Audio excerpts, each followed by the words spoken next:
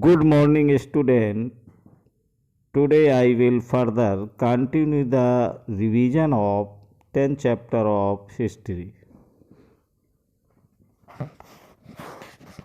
Harsh was not the eldest son of his father, but became king of Thaneshwar after both his father and elder brother died. हर्ष अपने पिता के सबसे बड़े बेटे नहीं थे, पर अपने पिता और बड़े भाई की मृत्यु हो जाने पर थानेश्वर के राजा बने।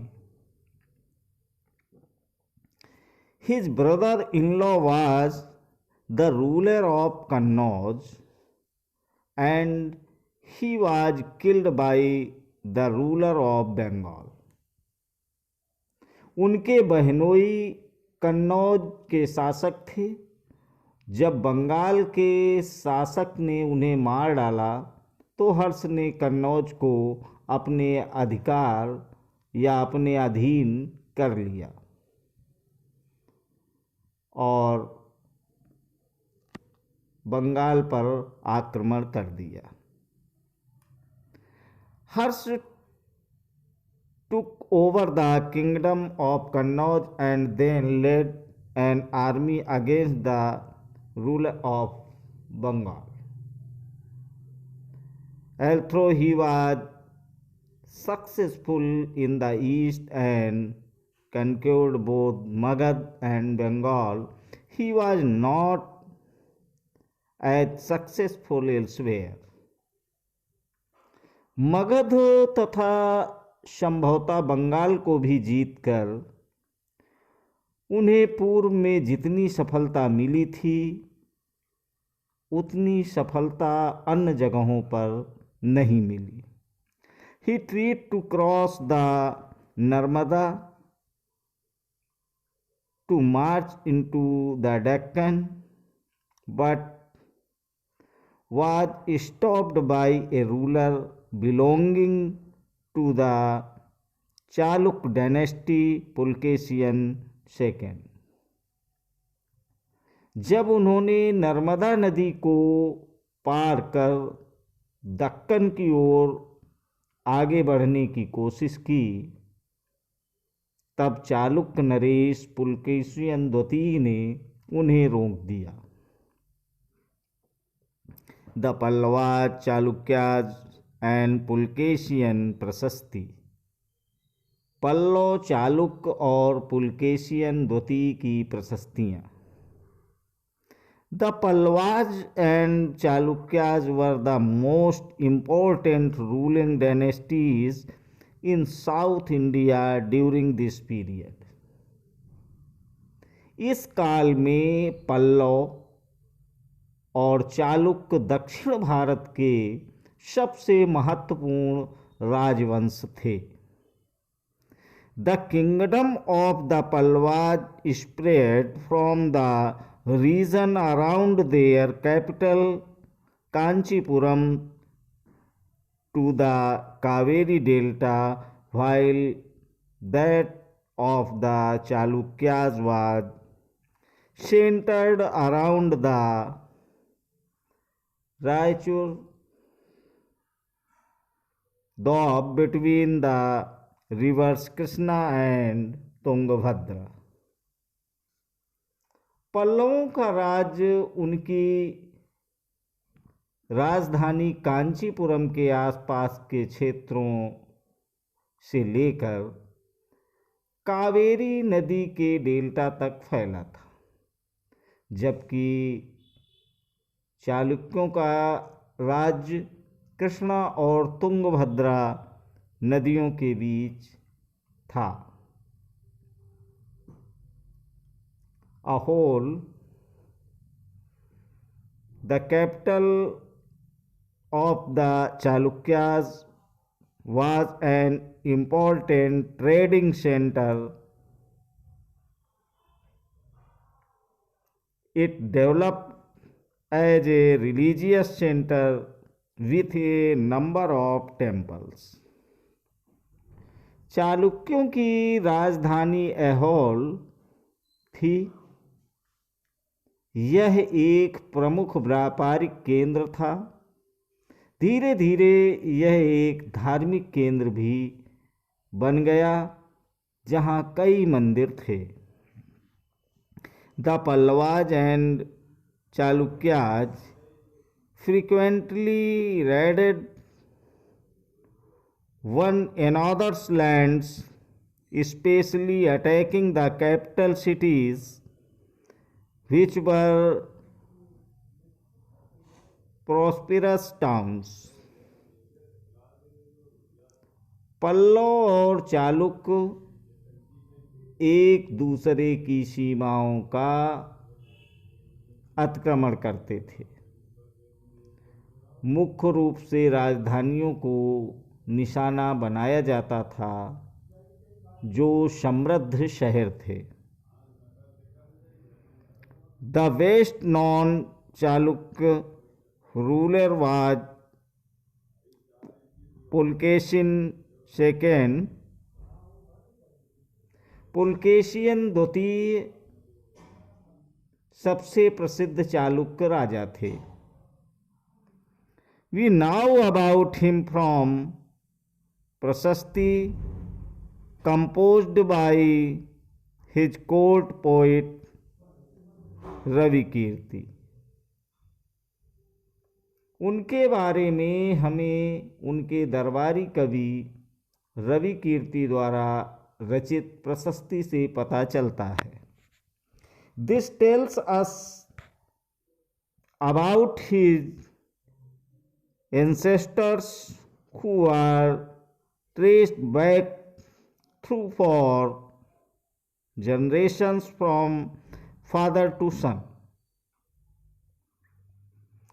इसमें उनके पूर्वजों, खास तौर से पिछली 4 पीढ़ियों के बारे में बताया गया है। पुलकेशियन evidently got the kingdom from his uncle. पुलकेशियन द्वितीय को अपने चाचा से यह राज्य मिला था। According to Ravikirti, he led expeditions along both the west and the east coasts. Ravikirti के अनुसार उन्होंने पूर्व तथा पश्चिम दोनों समुद्र तटीय इलाकों में अपने अभियान चलाए। Beside he checked the advance of हर्ष। इसके अतिरिक्त उन्होंने हर्ष को भी आगे बढ़ने से रोका। There is an interesting play of words in the poem. हर्ष का अर्थ आनंद होता है। हर्ष means happiness. The poet says that after this defeat, Harsh was no longer Harsh. Pulkesin also attacked the Pallava king, who took shelter behind the walls of Kanchipuram. कवि का कहना है कि इस पराजय के बाद हर्ष अब हर्ष नहीं रहा। पुलकेशियन द्वितीय ने पल्लव राजा के ऊपर भी आक्रमण किया, जिसे कांचीपुरम की दीवार के पीछे शरण लेनी पड़ी। But the Chalukya victory was short lived. Ultimately both the Pallavas and the Chalukyas gave way to new rulers belonging to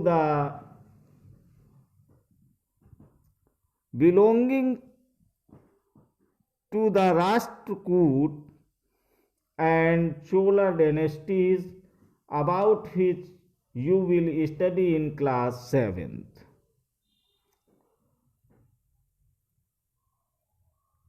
पर चालुक्यों की विजय अल्पकालीन थी।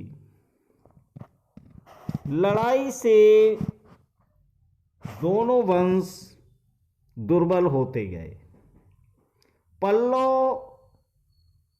पल्लवों और चालुक्यों को अंततः राष्ट्रकूट तथा चोल वंशों ने समाप्त कर दिया।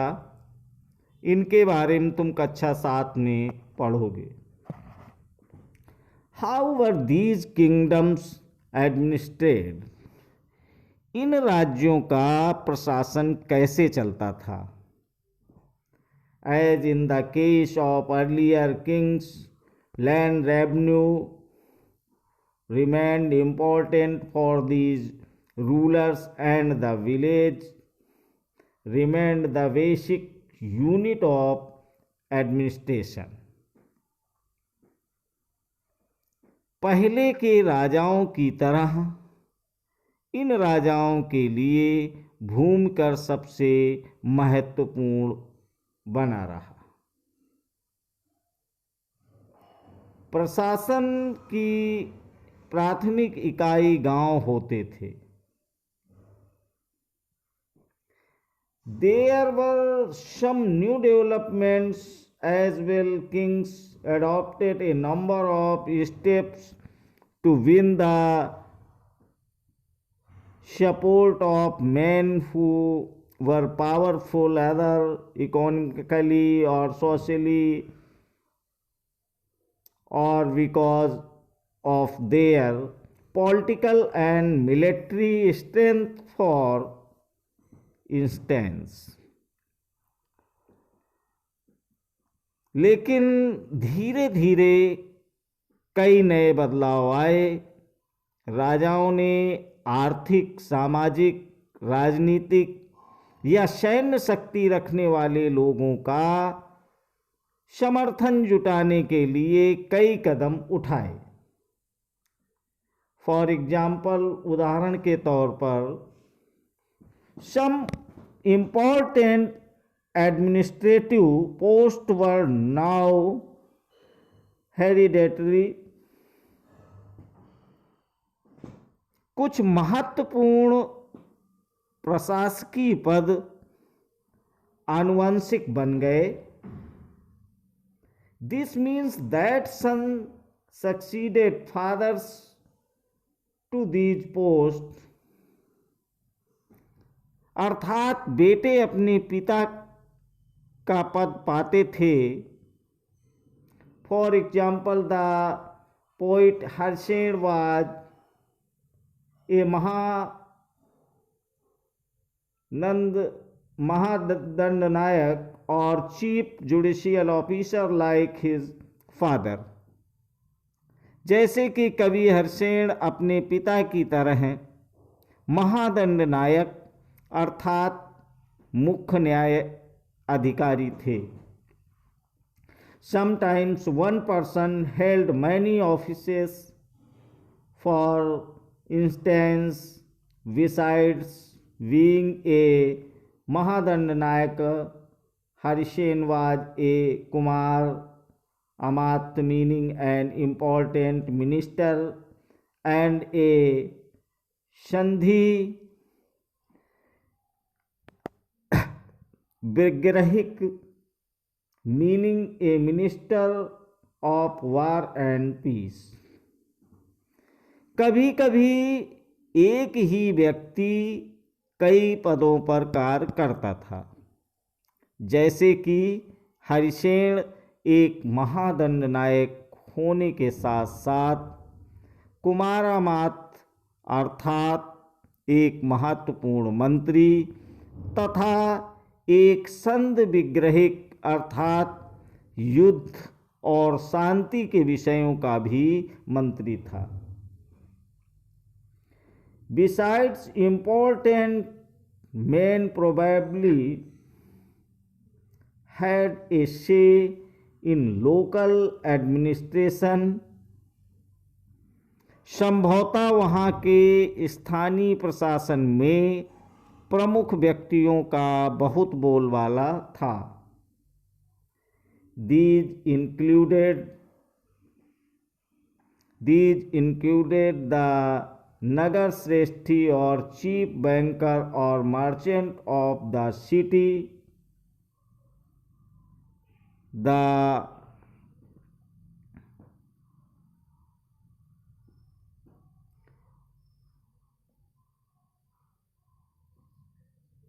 merchant of the city, the Sarthvaha or leader of the merchant कारवां। इनमें नगर श्रेष्ठी यानी मुख्य बैंकर या शहर का व्यापारी, सार्थवाह यानी व्यापारियों के काफिले का नेता, प्रथम कुलिक अर्थात मुख्य शिल्पकार तथा कायस्थों यानी लिपिकों के प्रधान जैसे लोग होते थे। द प्रथमा कुलिका और the chief craftsman and the head of the Kayastas or scribes. These policies were reasonably effective, but sooner or later some of these powerful men grew strong enough to set up independent kingdom. इस तरह की नीतियां कुछ हद तक प्रभावशाली थी, पर समय के साथ साथ इनमें से कुछ व्यक्ति इतने अधिक शक्तिशाली हो जाते थे कि अपना स्वतंत्र राज्य स्थापित कर लेते थे। A new king of army, एक नए प्रकार की सेना। A new kind of army, एक नए प्रकार की सेना। Like earlier rulers, some of these kings maintained a well organized army with elephants, chariots, cavalry and foot soldiers. कुछ राजा अभी भी पुराने राजाओं की तरह एक सुसंगठित सेना रखते थे, जिसमें हाथी, रथ, घुड़सवार और पैदल सिपाही होते थे, पर इसके साथ साथ कुछ सेना नायक भी होते थे। Besides, there were military leaders who provided the king with troops whenever he needed them. They were not paid regular salaries. Instead, some of them received grants of land. जो आवश्यकता पड़ने पर राजा को सैनिक सहायता दिया करते थे, इन सेना नायकों को कोई नियमित वेतन नहीं दिया जाता था। बदले में इनमें से कुछ को भूमदान दिया जाता था। They collected revenue from the land and used this to maintain soldiers and horses and provide equipment for warfare.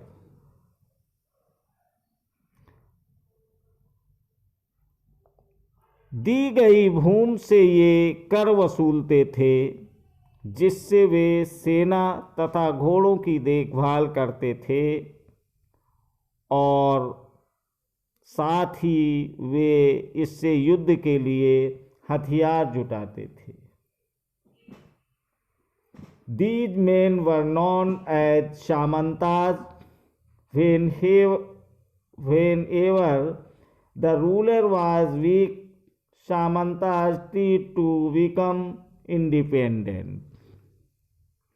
और इस तरह के व्यक्ति सामंत कहलाते थे। जहाँ कहीं भी शासक दुर्बल होते थे, ये सामंत स्वतंत्र होने की कोशिश करते थे। Thank you.